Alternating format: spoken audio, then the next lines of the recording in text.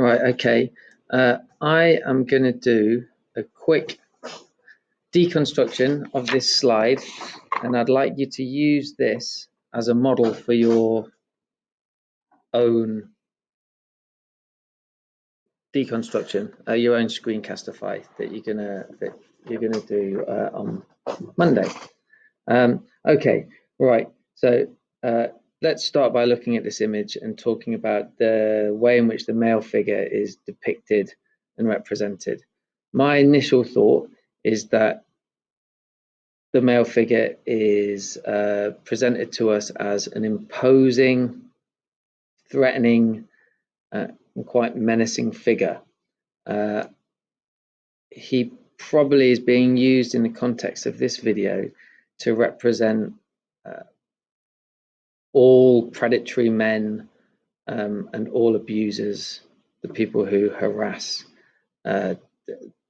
women, like the one that's depicted standing in his shadow.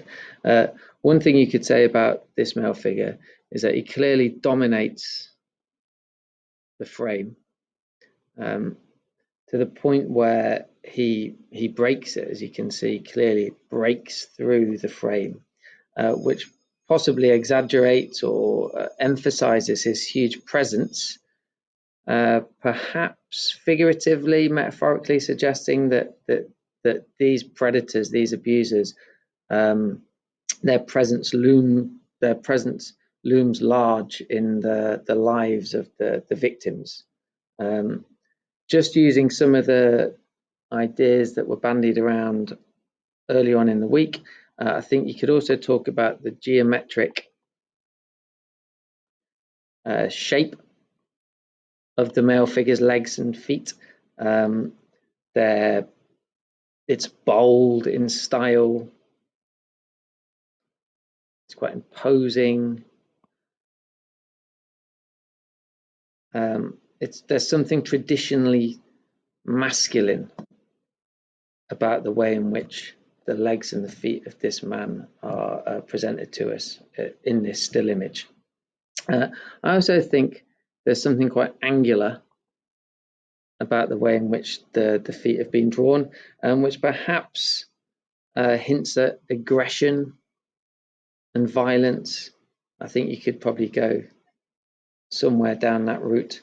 I also feel, I get a sense that the feet are firmly planted on the ground, creating the impression that this figure is unmoving. He's this solid, permanent fixture.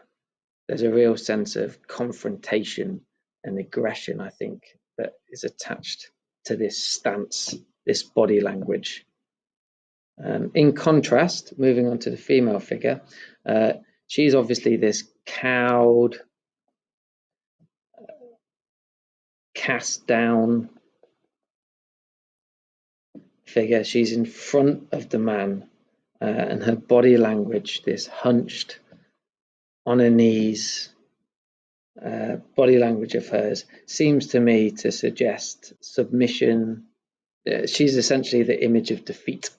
I think it may be significant that she's looking downwards. Her face, her head is entirely covered with this hair that's hanging down. Perhaps you could say something about the fact that she's unable to meet her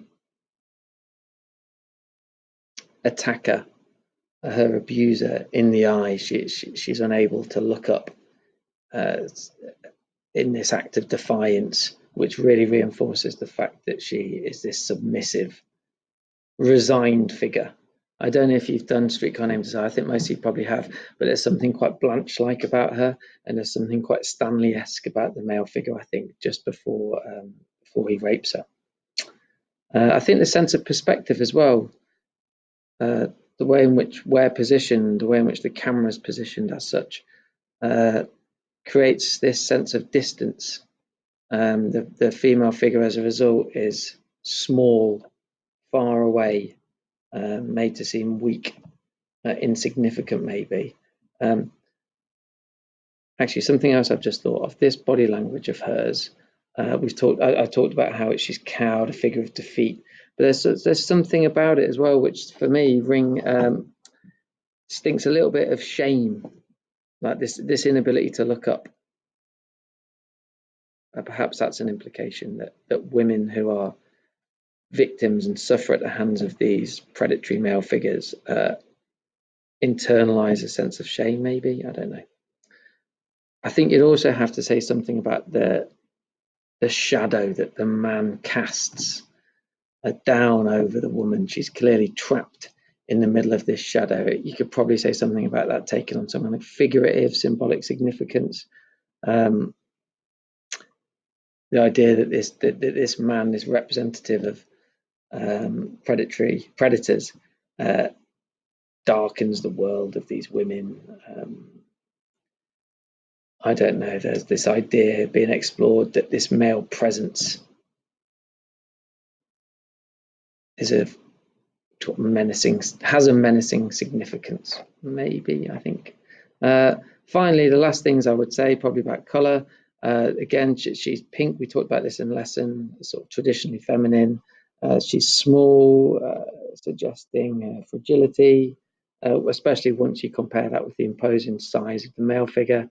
So in conclusion, the man is represented to us as a menacing, monstrous figure that looms large in the life of this woman. The female, in contrast, is this broken, defeated figure, perhaps filled with shame. I think the audience's sympathy clearly lies with the female. That's where I think I would leave it.